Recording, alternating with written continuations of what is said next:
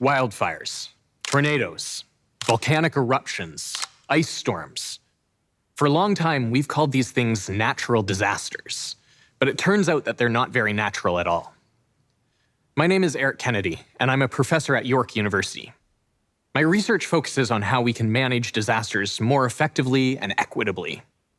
In particular, I'm really interested in how we can better use science and expertise to reduce the devastation that emergencies can inflict on communities.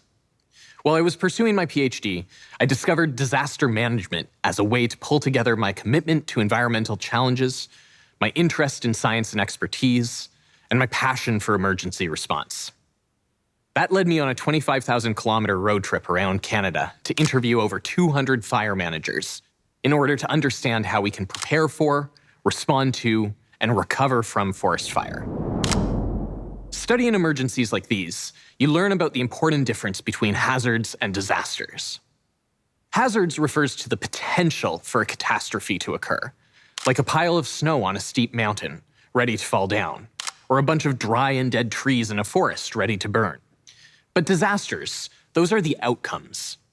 A disaster happens when we lose the things we care about: people, homes, our health, access to food, communities.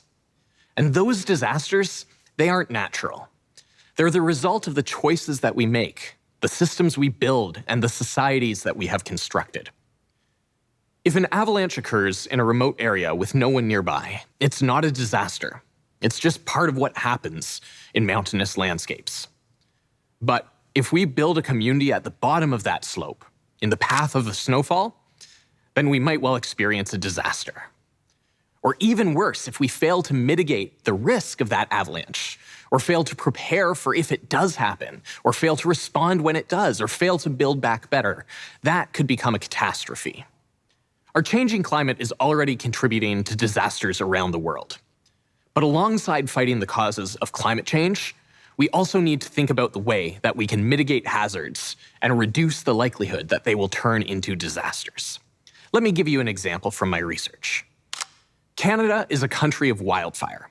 Our landscapes are shaped by its forces. Our communities are battered from time to time. It shapes who we are as a society. But wildfires also clear space for sunlight to nourish new plants. They melt the protective wax on seed-carrying pine cones, and they help to keep pests and diseases at bay. It is simultaneously a hazard, a potential disaster, and essential for ecosystem health across this country. On average, over 2 million hectares, or just under half the size of the province of Nova Scotia, burns annually. These fires are ecologically essential for boreal and grassland and mountain ecosystems that have species that have adapted to their presence. Yet, they also have significant consequences for those who choose to live and build and work and play within these flammable landscapes. We have intertwined ourselves with these fiery ecosystems, sharing not just a single interface, but spreading expensive new settlements throughout forested hills and developing oil and timber and electrical infrastructure through the boreal regions. While fires have always and will always happen, climate change multiplies their intensity. An increase in drought events, for example, dries out trees and brush, which makes it easier for fires to burn. Gusty winds and higher temperatures help to push the fires further and faster than they could go otherwise. But wildfire also reveals the way that a changing climate is only one of many pressures that multiply together. When you combine climate with where we build our communities, with the ways that we construct our homes and our neighborhoods, even with the sources of ignition that we bring with us, that's when we get a recipe for disaster. Not a natural disaster, but a very human-caused one. This is why we must think about both mitigating those interconnected sources of risk and preparing to respond to emerging disasters when they do occur. We also need to make sure that we have strong institutions to prepare for, respond to, and support recovery from disasters. As one very Canadian example, Our entire wildfire response system is built on sharing. No province is capable on its own of providing enough firefighters or equipment for the worst-case scenario. But we can borrow from each other when things get rough.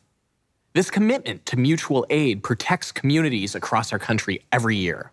But it only works if we all agree to continue helping each other even when we face risks at home.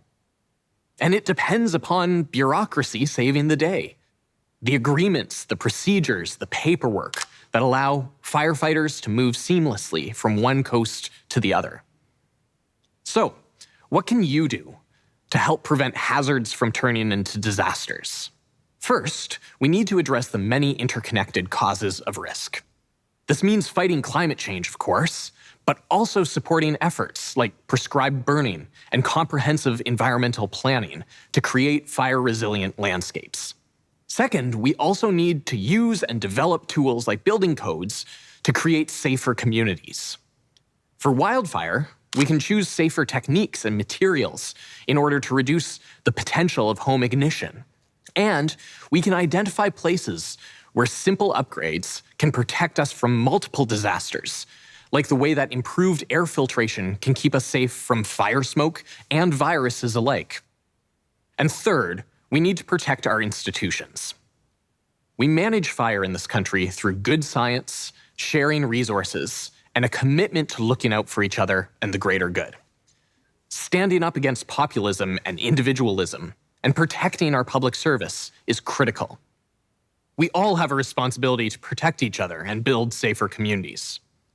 Our world may be full of hazards, but they don't have to become disasters.